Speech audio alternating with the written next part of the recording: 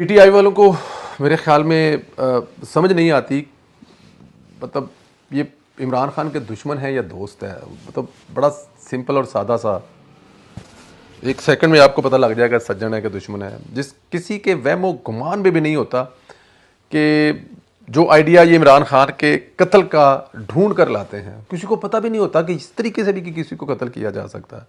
किसी के वहम गुमान भी नहीं होता है। लेकिन इस पर जो इमरान खान को जेल में कोई जानी नुकसान होगा, किसने सोचा? मुझे कैसे होगा जेल में जानी नुकसान? क्या जेल जो कस्टडी है वहाँ पर जिस लेवल की इमरान खान की सिक्योरिटी फ्राहम की गई है, वहाँ पर इमरान खान को क्या नुकसान हो सकता है? बल्कि वहाँ तो इसकी हिफाजत के लिए मुलाकातों पर भी पाबंदी लगा दी गई है कि ज़ाहिर है जान बहुत ज़रूरी है इमरान खान साहब की, स्टेट की वो सिक्योरिटी में है, तो इसलिए मतलब पाबंदी लगा दी गई है उनकी मुलाकातों पर भी। और इस पाबंदी पर यूथियों ने प्रोपोगंडा शुरू कर दिया। इमरान खान को जेल में जहर का टीका लगाया गया है, जिसकी वजह से हालत ख़राब हो गई है और इसको किसी से मिलने के लिए नहीं दिया जा रहा। मतलब जेल पर जो पाबंदी लगी है, इसलिए कहते हैं ना कि इनके दिमागों को और सोशल मीडिया को बीट करना बहुत ज़रूरी है। लेकिन हमारे वाले समझते हैं कि शायद ये ऐसी कोई चीज़ नहीं है। अब अंदाज़ा करें, जेल पर पाबंदी लगा दी गई है तो उन्होंने ये खबर फैला दी है कि उसको जहर का टीका लगा दिया गया और इमरान खान की हालत जो है बहुत ख़राब है। 15 दिन तक हालत ठीक हो जाएगी, इसलिए 15 दिन की पाबंदी लग गई है। अकल के अंधों, जहर का टीका लगाकर मारना होता तो फिर ये खबर बाहर क्यों आती? लेकिन जाहिर है प्रोपोगंडा है। बहरहाल कुछ ये कह रहे हैं कि खाने में जहर दिया है, कोई ये कह रहा है कि खान को चपेड़े मारी गई हैं, तशद्दुद किया गया जिसकी वजह से जख्म आए हैं। अलीमा खान और शेर अफजल मरवत ने तो बात ही ख़त्म कर दी है। दोनों कहते हैं कि इमरान खान को बनी गाला शिफ्ट करना चाहते हैं। वहाँ चूँकि जंगल है, सिक्योरिटी का मामला होगा और वहाँ कोई भी जंगल में इमरान खान को कत्ल कर देगा। अंदाज़ा करें कि कोई शख्स अपने घर में भी गैर महफूज हो सकता है, और अगर बनी गाला जंगल था तो फिर इमरान खान उधर क्यों रह रहा था पिछले 20 साल से? मुल्क का वजीर आज़म एक जंगल में रहता रहा है, जब वो 4 साल वजीर आज़म रहा है मुल्क का, बड़ी हैरत की बात है। और वो कह रहे हैं क्योंकि वो जंगल है तो इसलिए वहाँ पर उसको कोई भी आके कत्ल कर देगा। जब वजीर आज़म था वहाँ पर रहता था। पर खैर प्रोपोगंडा है, इसकी कोई लिमिट नहीं है, कोई हद नहीं है। इन लोगों की दिली ख्वाहिश है, जैसे वो जो एक बच्चा जो इमरान खान की मोहब्बत में उनकी अपनी ही किसी गाड़ी के नीचे आके मारा गया था, जुल्ले शाह। ये इस किस्म की लाशें ढूंढते हैं, लेकिन जुल्ले शाह की लाश तो समझ आती है, लेकिन ये पीटीआई तो इमरान खान की लाश ढूंढ रही है। ये बड़ा सवालिया निशान है। दूसरी तरफ इन्होंने रियासत को फिर धमकियां देनी शुरू कर दी हैं। शेर अफजल मरवत ने असद कैसर के साथ मिलकर प्रेस कॉन्फ्रेंस की है और कहा है कि खान से मुलाकात करने दो, वरना हम ऐसी तहरीक चलाएंगे कि फिर 9 मई भी बहुत पीछे रह जाएगा, फिर क़यामत सुगरा बर्पा होगी। मैंने कहा जी, एक 9 मई को रोते हो, हम लोग पता नहीं कितनी 9 मईयाँ कर देंगे। होना है इस मुल्क में ये सब कुछ, क्योंकि जब आप उनको पकड़ेंगे नहीं, उनको सजा नहीं देंगे, तो फिर यही कुछ होगा।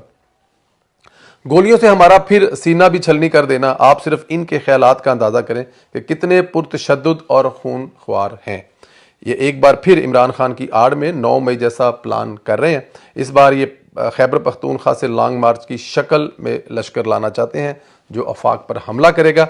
इसमें बड़ी गलती होगी अगर 9 मई वालों को जल्दी सजाएं ना दी गई, तो इन लोगों का हौसला हिम्मत हर गुजरते दिन के साथ बढ़ता जाएगा। और बढ़ना भी चाहिए ना। जब आपको कोई खौफ ना हो, कोई ख़तरा ना हो, आपको इस बात की डर ना हो कि आप ये जो जुर्म कर रहे हैं इसके लिए इसकी कोई सज़ा भी हो सकती है, तो फिर जाहिर है हिम्मत बढ़ेगा, हौसला बढ़ेगा।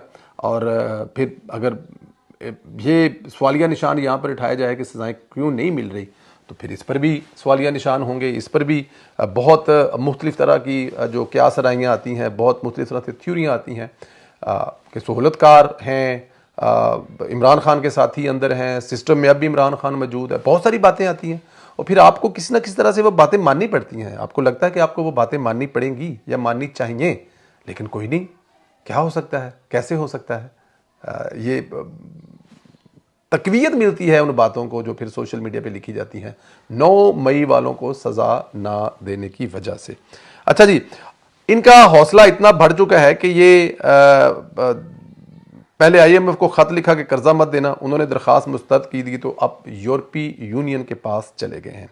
यूरोपीय यूनियन को PTI ने ऑनलाइन दरखास्तें देना शुरू कर दी हैं कि पाकिस्तान का GSP+ स्टेटस वापस ले लें। कमाल है। तुन के रखो, चुप के रखो।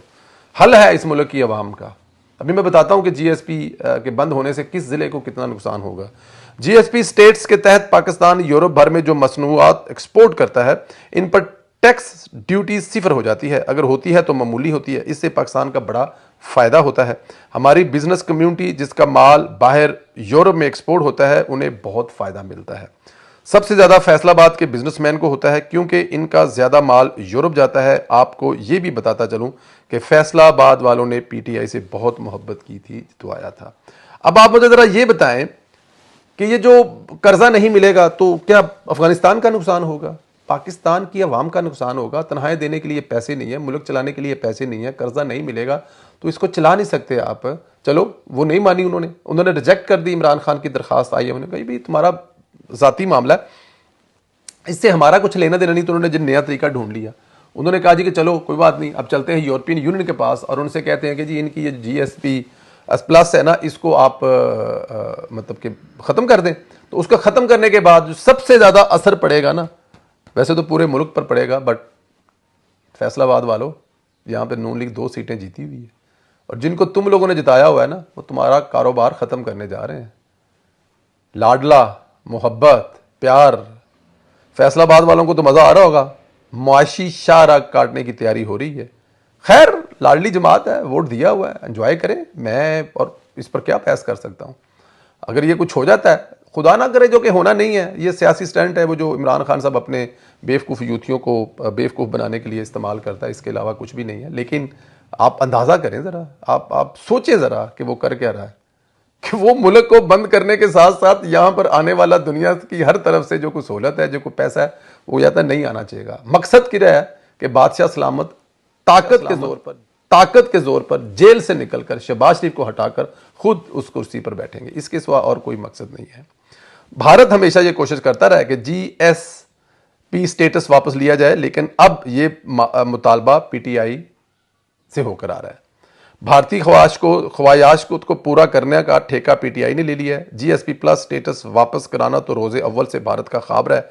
यह ख्वाब पीटीआई ने क्यों देखना शुरू किया? कड़ियां मलाई ये हरकत किसी और जमात ने की होती तो अब तक उस जमात पर पाबंदी लग चुकी होती, लेकिन क्योंकि ये लाडली जमात है, ये लाडले की जमात है और इसके तमाम मेंबरान बहुत लाडले हैं। उन्होंने जीएच को जला दिया, उन्होंने कोर कमांडर हाउस जला दिया, उन्होंने मियाँ वाली जला दिया, उन्होंने आपके शहीदों के जो मुजस्मे थे उनको आग लगा दी। लेकिन क्योंकि वो लाडले हैं, उनको सब कुछ अलाउ है, कोई बात नहीं, फिर क्या है, सर सलामत रहने चाहिए, जूतियाँ बढ़ियाँ। वही हिसाब यहाँ पर हो रहा है। अब हम यहाँ पर क्या कह सकते हैं? फिर कहेंगे बात 9 मई वालों को सज़ा नहीं दी तो फिर कुछ लोग गुस्सा कर जाएंगे, उनको बुरा लगेगा कि क्यों मुतालबा करते हैं हम लोग बार बार कि 9 मई वालों को सज़ा देनी चाहिए। वज़ीर-ए-आज़म शहबाज शरीफ ने काम शुरू कर दिया। खसूसी सरमायाकारी कौंसिल का पहला बाकायदा अजलास किया गया है। अजलास में निगरान वज़ीर-ए-आज़म नवारुल हक काकड़ और इनके वज़रा को भी शिरकत की दावत दी गई है। इस अजलास में आर्मी चीफ भी शिरकत करेंगे क्योंकि वो भी इस कौंसिल के मुस्तकिल रुकन हैं। इस कौंसिल के तहत पाकिस्तान की तरक्की के फैसले किए जा रहे हैं। इसमें बहुत सारे, इसमें मेरे ख्याल में मैं एक खबर पढ़ रहा था कि शायद काकड़ साहब को भी बुलाया जा रहा है, और या शायद वो कोई और ख़बर थी, मिक्स ना यहाँ पे हो जाए, या पिछली कबीना के कुछ लोग या कोई और इजलास होगा। लेकिन खैर ये इजलास जो है, हाँ बिल्कुल जी, इसमें नवारुल हक काकड़ इसी में है जी, सही कह रहा हूँ, मैंने खुद ही कहा है और खुद ही इस पर वो कन्फ्यूज़ हो रहा हूँ। तो साबिक़ वज़ीर-ए-आज़म जो है वो उनको बुलाया गया है। अल्लाह ताला की ज़ात जो है वो हिम्मत और हौसला दे जी।